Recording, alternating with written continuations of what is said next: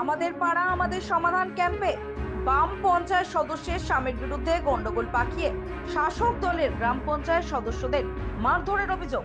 বসিরহাট মহকুমার বসিরহাট উত্তর বিধানসভার কচুয়া গ্রাম পঞ্চায়েতের ঘটনা। স্থানীয় সূত্রে জানা গিয়েছে, কচুয়া গ্রাম পঞ্চায়েতের রজালি প্রাথমিক বিদ্যালয়ে একটি আমাদের পাড়া আমাদের সমাধান ক্যাম্পের আয়োজন করা হয়।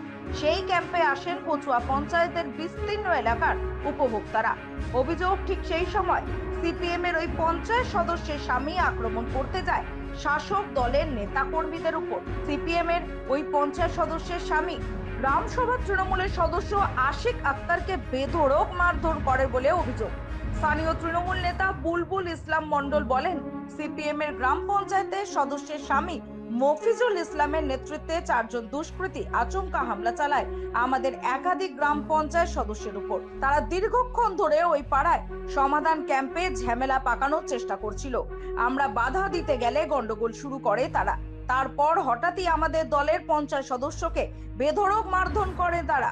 আমরা সমষ্টি উন্নয়ন আধিকারিককে বিষয়টি জানিয়েছি। প্রশাসন নিশ্চয়ই তার সঠিক ব্যবস্থা নেবে।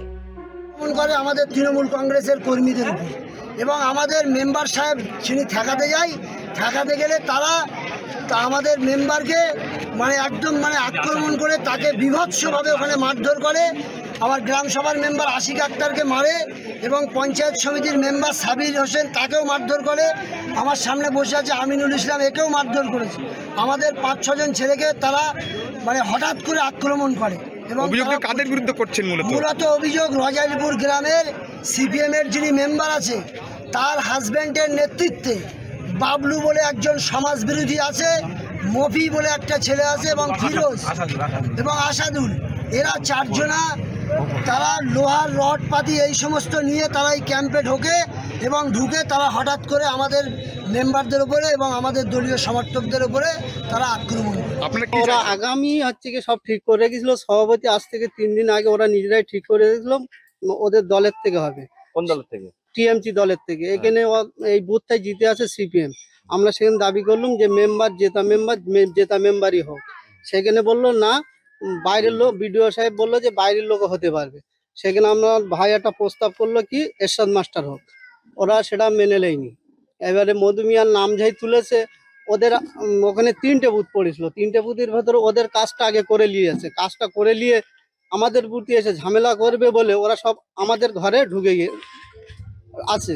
এইবারে যে হাত তুলতে বলেছে বাইরের লোকও হাত তুলে, শূন্য লোকের বুথের। এইবারে যে আমাদের একটা কর্মী বলল যে বাইরের লোক এখানে হাত তুলছে কেন, সেই ওরা হুটটা পাকিয়ে দিয়েছে। কিন্তু তার আগে বিডিও সাহেব বলেছে যে এখানে কোনো বাইরের বুথের লোক এলাও হবে না। আপনাদের বুথে বহিরাগত লোক ঢুকে গেছে, বহিরাগত লোক ঢুকিয়ে দিয়েছে টিএমসি। তারপরে ঝামেলা। তারপর